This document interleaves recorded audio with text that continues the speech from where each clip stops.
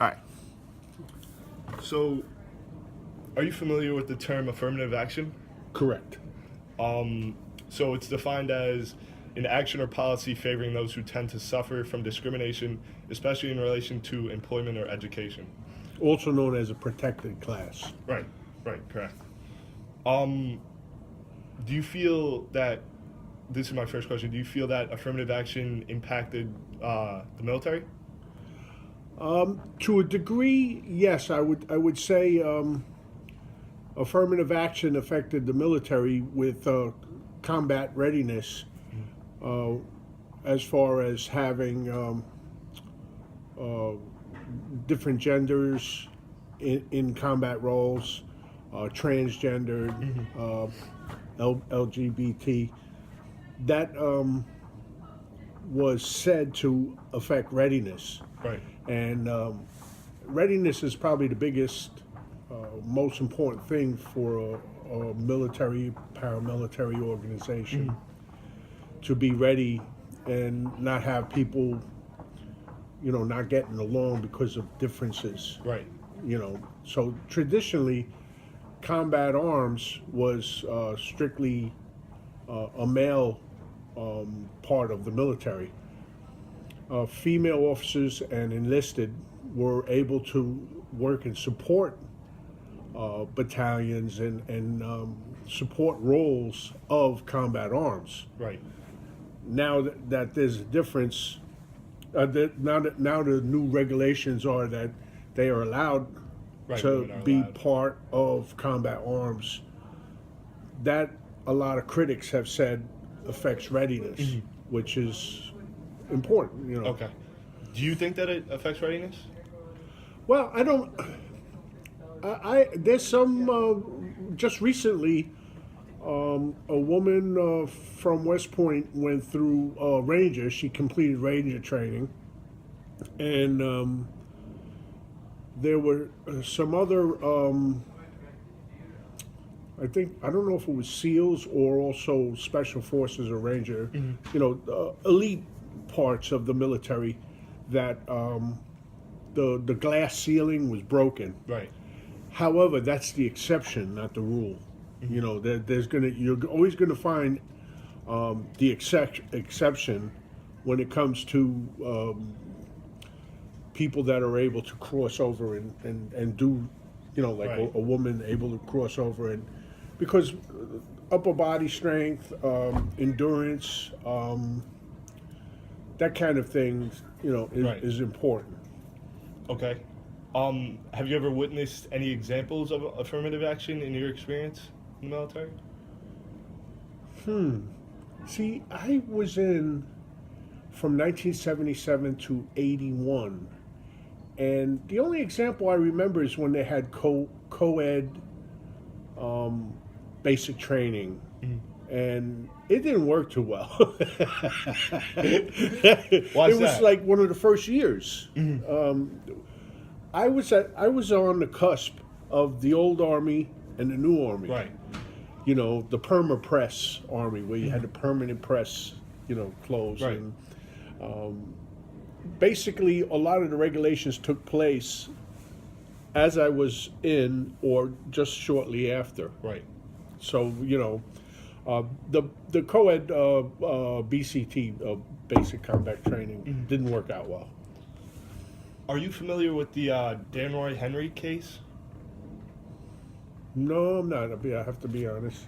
So Dan Roy Henry, he played football at Pace University. Oh, the kid that got shot. Yeah, Yes, right. yes, I am. I'm familiar with that. So he was shot and killed by a Pleasantville police officer on October 17, 2010, outside Finnegan's Grill in Pleasantville. According to the Bureau of Justice Statistics, just 12% of police officers nationwide are African American. Do you feel that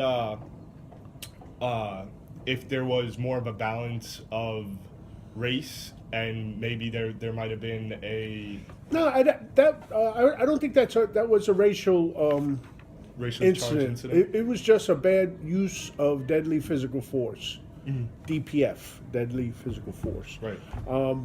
In that, I mean, when the cops are called. They were called to that place. Right. There was a reason, and then it's like Russian roulette. Whoever goes, if it's a Right. black guy, a white guy, Hispanic guy, a male, female, Right.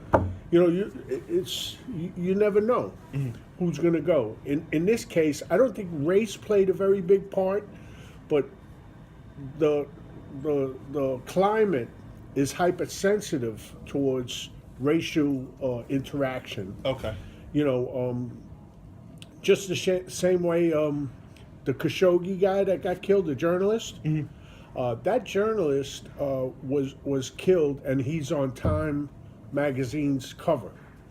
But in the meantime, 20 journalists on the Mexican border were killed. Right. Nobody said anything. Right. So, you know, why are we going to pick and choose? Right. You know, this if a journalist getting murdered is terrible, well, it should have been terrible for the 20 people that were murdered along the Mexican border. Okay. You know, consistency, fairness. Right, You right. know, but that case, I remember reading that in the paper. It was a bad use of force on the behalf of the officer. Right. I think it was Officer Aaron Hess and Officer Ronald Beckley. And basically, they settled. I understand out of court Right. for a pretty Fair. high amount of money, Right. which pretty much shows that it was that there was malfeasance or nonfeasance. You know, nonfeasance Right. bordering into malfeasance as far as use of force. Use of force is a tough thing. I mean, you have to make decisions in a split second that'll affect your life. The person that you're shooting at, of course, is going to affect their Right. life detrimentally. Right. And your partner, if you hesitate, your partner could get killed or you could get shot. Right. But if you don't hesitate, you run the risk of being in that situation. Right. It's hard. I carried a gun. I did warrants on the streets of Alphabet City, Washington Heights, South Bronx. You know, there were times where I had my gun and my finger on the trigger.